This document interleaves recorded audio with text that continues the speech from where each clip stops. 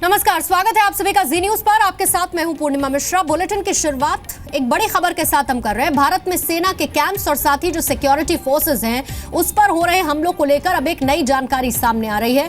खुफिया एजेंसी ये बता रही है कि आईएसआई जानबूझकर सेना के कैंप पर हमले की साजिश रच रहा है।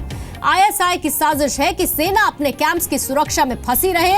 उनका यह मानना है कि सेना कैंप पर हमले होते रहे तो आतंकियों के खिलाफ जो ऑपरेशंस चल रहे हैं सेना की तरफ से, वो ऑपरेशंस कमजोर होंगे, जिसका फायदा आतंकी उठा सकते हैं। पिछले कुछ महीनों में सेना ने आतंकियों के खिलाफ ऑपरेशन तेज किए और सेना की इसी कार्रवाई से आईएसआई घबरा गया और आतंकियों ने ये नई साजिश रची है।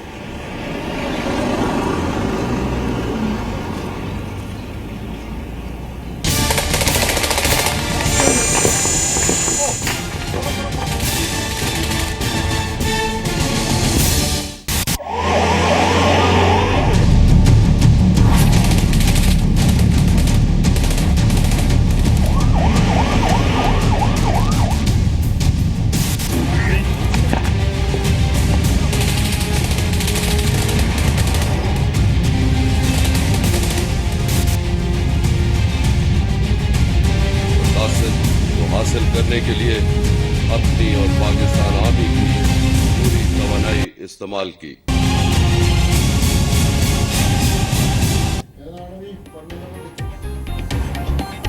जनरल बनते ही जंग का ऐलान। जी हां, एक तरफ कल पाकिस्तान ने जनरल कमर जावेद बाजवा ने सेना की कमान संभाल ली, तो दूसरी तरफ कल ही जम्मू कश्मीर में आतंकी अटैक हुए हैं। यानी कि कश्मीर की नापाक प्लानिंग अब बाजवा को हैंडओवर कर दी गई है, या फिर यूं कहा जाए कि बाजवा अब नए आतंक के आजम हैं।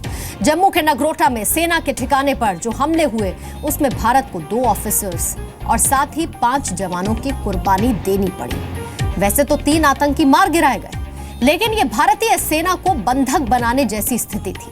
अभी भी नगरोटा में कॉम्बिंग ऑपरेशन चल रहा है।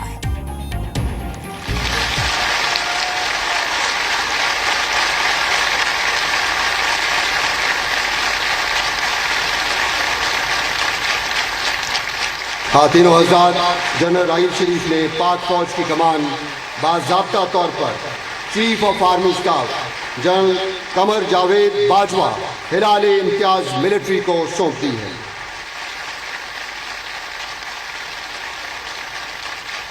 पता नहीं ये राहिल शरीफ का पाक सेना अध्यक्ष पद से विदाई का आतंकी जश्न था, या कमर जावेद बाजवा के नए पाक जनरल बनने का, या फिर आतंकी जश्न का कॉम्बो प्लान।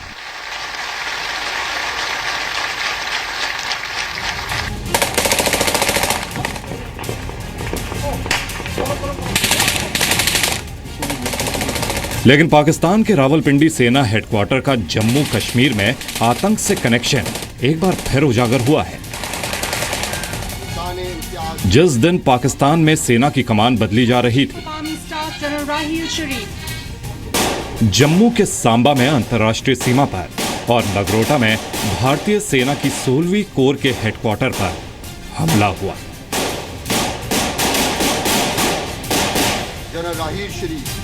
यानी कश्मीर की नापाक प्लानिंग अब राहिल शरीफ से कमर जावेद बाजवा के कंधों पर आ गई है। राहिल शरीफ जाते जाते ये बात खुले तौर पर कह भी गए।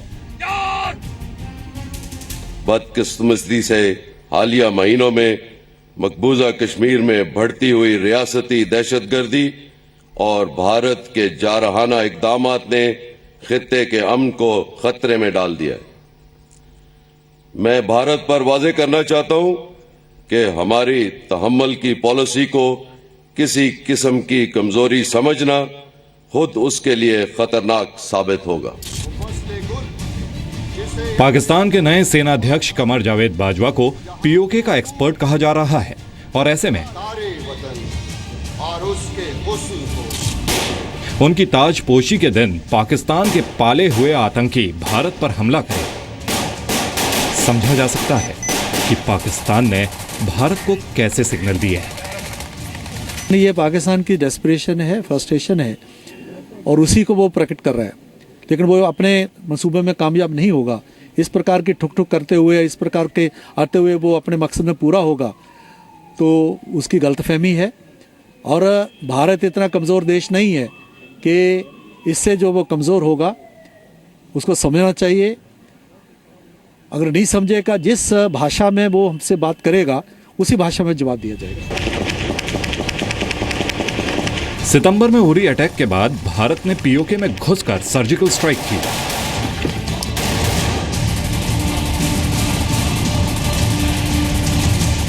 सरहद पर जब भी उसने दुस्साहस किया, दोगुने ताकत से जवाब दिया। लेकिन सच्चाई तो यह भी है कि पाकिस्तान कश्मीर में आतंक फैलाने से ना रुका है और ना रुकेगा, क्योंकि यही तो पाकिस्तान की हुकूमत और वहां की सेना के वजूद का आधार है। ये उनकी आर्मी की पॉलिसी है, चाहे उनके जनरल्स चेंज हो चाहे नहीं हो, वो कर ही नहीं सकते कि इस पॉलिसी में ढील दे दे। वो ढील नहीं दे सकते। अगर वो ढील देंगे तो उनकी आर्मी की जो आइडेंटिटी है वो खत्म हो जाएगी। मेरा नहीं ख्याल कि कोई इसमें चेंज आने वाला है कि जो पहला चीफ होगा या दूसरा चीफ आएगा उसमें बदली से कोई चेंज नहीं आएगा, क्योंकि उनका जो पाकिस्तान आर्मी की एग्जिस्टेंस है वो कश्मीर कार्ड के ऊपर है, और अगर कश्मीर कार्ड को वो खेलना बंद कर देंगे तो उनकी अहमियत खत्म हो जाएगी। मंगलवार को नगरोटा और सांबा आतंकी हमलों की रक्षा मंत्री मनोहर पर्रिकर ने प्रधानमंत्री नरेंद्र मोदी को जानकारी दे दी है। भारत के सामरिक और कूटनीतिक मोर्चों को संभालने वालों को ये एक और चेतावनी है कि पाकिस्तान के इरादों को समझना, जम्मू कश्मीर में उनकी हर हरकत को नाकाम करना, ये अभी लंबी लड़ाई है जिसके लिए और बड़े प्रयास करने होंगे। दिल्ली से रूफी जैदी के साथ राजू केरनी, जी मीडिया। जनरल राहिल शरीफ ने पाक फौज की कमान बाज़ाब्ता तौर पर chief of army staff General Qamar Javed. तो जम्मू में कल जो 2 हमले हुए, मंसूबा बेहद खतरनाक था। नगरोटा का हमला खास तौर पर चिंता की वजह है क्योंकि सांबा के चांब्याल में आतंकियों से हुई घुसपैठ की जानकारी केंद्रीय गृह मंत्रालय को सौंप दी गई है। सूत्रीय बता रहे हैं कि बीएसएफ को इस बात की आशंका थी कि सांबा में लश्कर के आतंकी घुसपैठ की कोशिश कर सकते हैं। वहां पर मारे गए सभी आतंकी पाकिस्तान से आए बताए जा रहे हैं। लेकिन ये जान लीजिए कि अगर इन दोनों हमलों में आतंकी अपने इरादों में पूरी तरह से कामयाब हो जाते तो आज भारत को बड़ा नुकसान होता। जम्मू जिले का नगरोटा मंगलवार को आतंकियों का टारगेट बना है। नगरोटा के सेना के हेडक्वार्टर पर हमला हुआ है।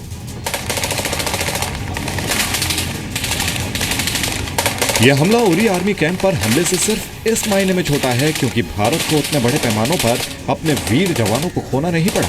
लेकिन इस हमले की डिजाइन, इसकी टाइमिंग और इसका टारगेट वैसा ही खतरनाक था जैसा उरी हमले का। हमारे 16 कोर के हेडक्वार्टर के ऑफिसर मेस पे वार किया गया है। इससे कुछ भी हो सकता था। ये तो अच्छी बात है कि हमारे लड़के मुस्तैद थे, अलर्ट थे और उन्होंने इसको फॉइल कर दिया है। लेकिन ये हमला सीधे सीधे कोर हेडक्वार्टर जैसी इंपॉर्टेंट इंस्टॉलेशन पे हुआ है। It is virtually tantamount to an attack, an act of war, और इसको लाइटली नहीं लिया जा सकता। मंगलवार तड़के भारतीय सेना की 16वीं कोर पर आतंकियों ने हमला किया। फायरिंग करते और ग्रेनेड फेंकते आतंकी 16वीं कोर के हेडक्वार्टर में घुसे और ऑफिसर्स मेस में पनाह लेकर सुरक्षा बलों के सामने चुनौती पेश करते रहे। नगरोटा के सैन्य प्रतिष्ठान की अहमियत सीमा की सुरक्षा करने और ग्रेटर जम्मू क्षेत्र की आतंकियों से रक्षा करने में है। ऐसे में नगरोटा के इस सैनिक ठिकाने पर हमला वाकई एक ऐसा दुस्साहस है जिसमें सीधे सीधे भारत को सैन्य चुनौती है। नगरोटा पर हमला इसलिए भी और बड़ा हो जा रहा है क्योंकि ये जम्मू शहर और उधमपुर के बीच राष्ट्रीय राजमार्ग 1A पर मौजूद है। नगरोटा माता वैष्णो देवी यात्रा का पहला पड़ाव है। यहाँ मशहूर कोल कंडोली मंदिर है और नगरोटा में जम्मू के औद्योगिक क्षेत्र का विकास है जहाँ तेल डिपो और गोडाउन है।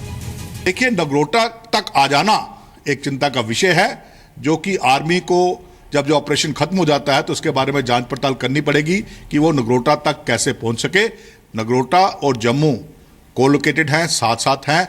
इससे जम्मू शहर का खतरा भी बढ़ता है। इससे पूरी सिक्योरिटी एजेंसीज को बैठ के इसका पूरा जायजा लेना पड़ेगा।